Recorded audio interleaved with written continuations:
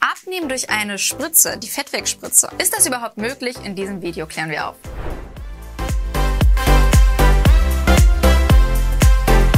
Mein Name ist Dr. Alice Martin, Hautärztin in Weiterbildung. Und wusstet ihr, dass Estefania und ich nicht nur Dermanostik mitgegründet haben, sondern auch MediLogin, die medizinische Online-Akademie, wo wir auch einen Schwerpunkt gelegt haben auf ästhetische Online-Kurse. Mit einer Spritze abnehmen. Fast zu schön, um wahr zu sein. Es handelt sich um die sogenannte Lipolyse, die Fettwegspritze. Dazu haben wir auch einen kompletten Online-Kurs gebaut für Ärzte, wo sie sich das anschauen und dann auch von der Ärztekammer zertifiziert buchen können. Jetzt ist die entscheidende Frage: Funktioniert das überhaupt und in welchen Fällen sollte man es eher nicht machen? Bei der Fettwegspritze werden zwei Wirkstoffe miteinander kombiniert.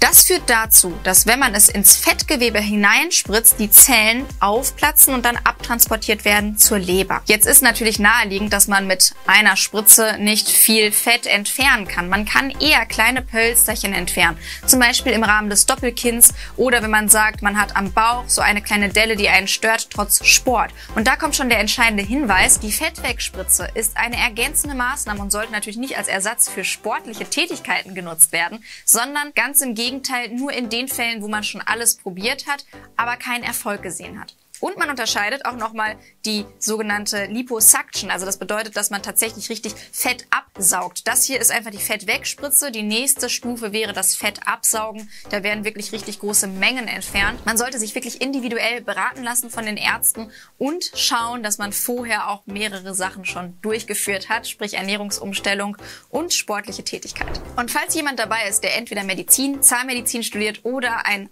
Arzt oder Zahnarzt ist, dann sind vielleicht die Online-Kurse von MediLogin auch was ganz Spannendes. Wir haben auch übrigens kostenfreie Podcasts bei Spotify und iTunes und viele verschiedene Online-Kursen zu folgenden Themen: Botulinumtoxintherapie, also Botox-Behandlung, Hyaluronsäuretherapie, die Fettwegspritze, Lipolyse, die Varizensklerosierung, der Dermatoskopiekurs, also Muttermalbeurteilung, ein Online-Dermatochirurgiekurs, ein Telemedizinkurs und ein Mykologiekurs. Wir haben übrigens die Kurse nicht nur auf Deutsch, sondern auch direkt auf Englisch und Spanisch erstellt, falls es spannend ist, dabei noch eine andere Sprache zu lernen. Jetzt gibt es noch eine entscheidende Frage, die viele Patienten und auch ich mir selber stellen würde. Und zwar, wenn ich eine ästhetische Behandlung durchführe, woher weiß ich überhaupt, dass es sich um den richtigen Arzt handelt und dass er qualifiziert genug ist? Das ist ein sehr kompliziertes Thema, denn rechtlich gesehen darf jeder Arzt unabhängig seiner Fachrichtung ästhetische Behandlungen in einem bestimmten Rahmen durchführen. Botox zum Beispiel darf jeder Arzt durchführen, auch wenn er gerade erst approbiert hat, also Arzt geworden ist, frisch nach dem Studium und noch gar nicht in der Praxis tätig war. Und deswegen hilft Folgendes: Die Empfehlung durch Freunde und Familienmitgliedern als auch durch andere ärztliche Kollegen, denn sie haben schon solche Behandlungen bei dem Arzt durchgeführt und können aus eigener Erfahrung berichten. Zertifikate,